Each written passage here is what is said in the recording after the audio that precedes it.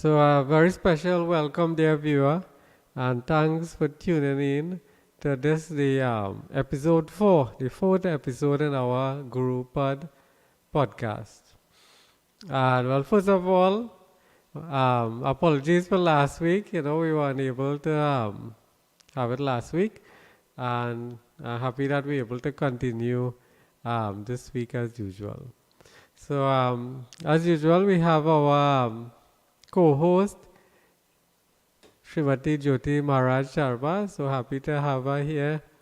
Um, with her analysis, I think it makes the podcast complete. So I looked at the poll, so I think we'll close off the poll now.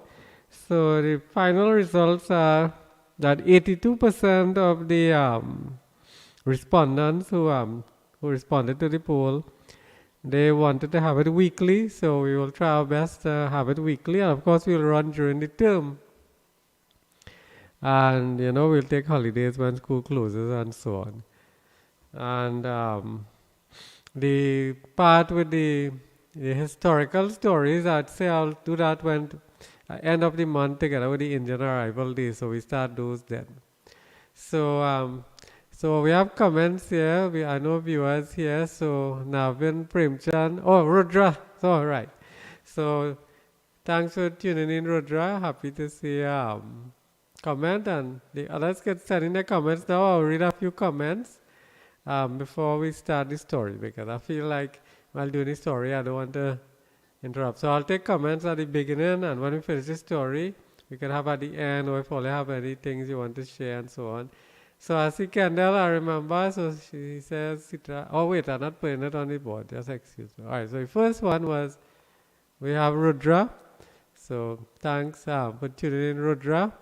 And then of course we have Kendall here. So and he says Sitaram Tissa and Miss Jyoti.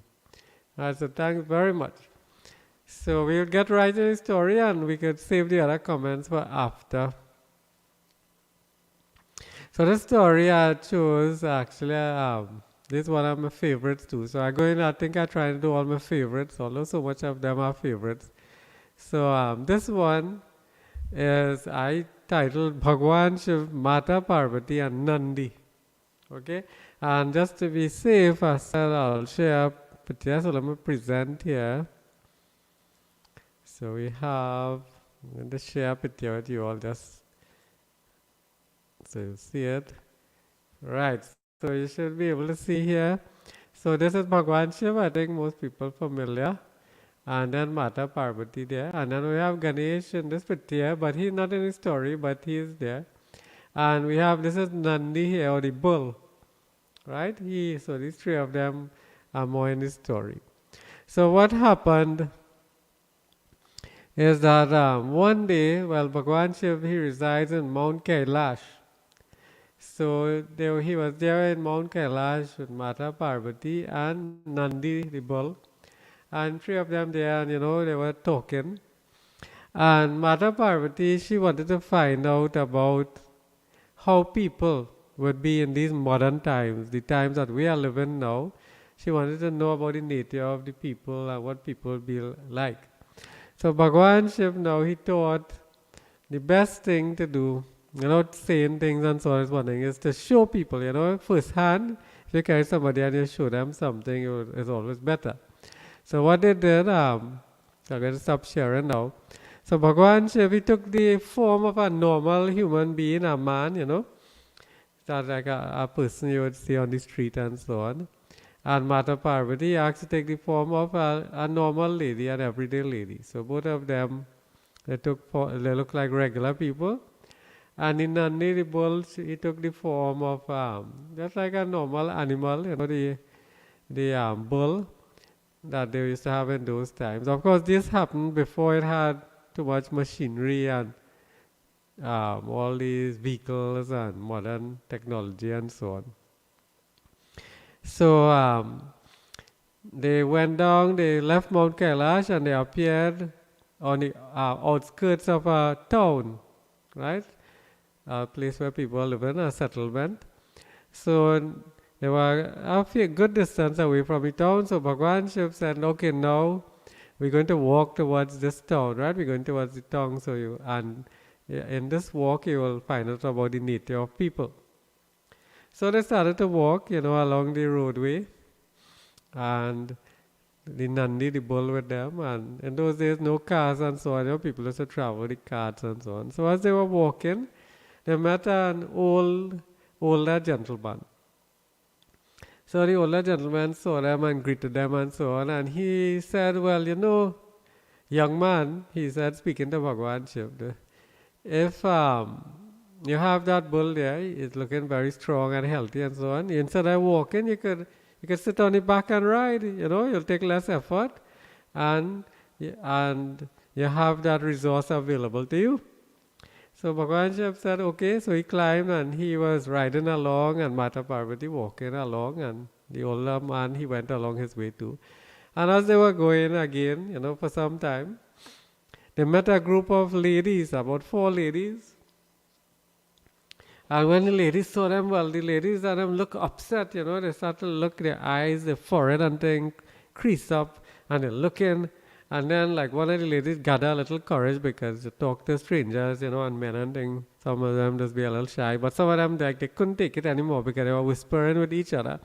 And then she said, young man, you riding there, having a nice leisurely trip going to the town, and you have the lady walking. We find that is unfair. Why you don't let the lady sit and ride and you walk? You're a strong man, you're healthy and fit. We feel it's unfair that you getting to ride to go to the town and this lady walking, it's not right.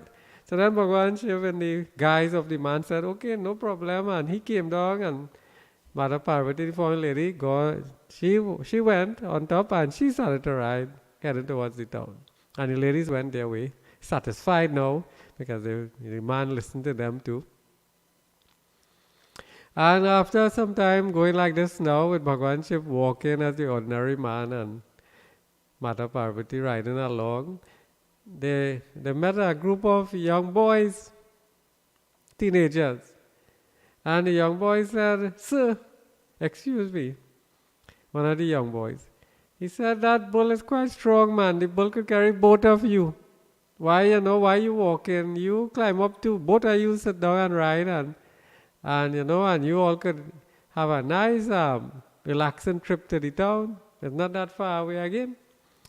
So again, Bhagwan Shiv said, okay, consented, and he and Mata Parvati on top of the bull, and they're going down again, and the boys went their way.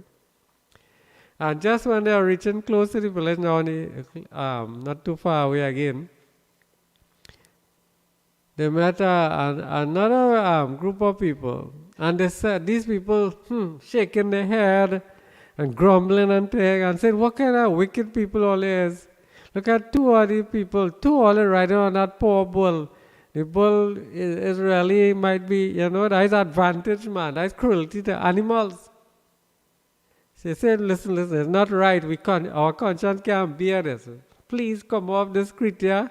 This dumb animal can't speak. We will speak for him. And you know what? As justice, you all should carry this animal. This is really unfair, taking advantage of this poor beast. So they got things and they let Nandi lie down flat on the ground, and they tie his legs, and they got a long stick and they push it.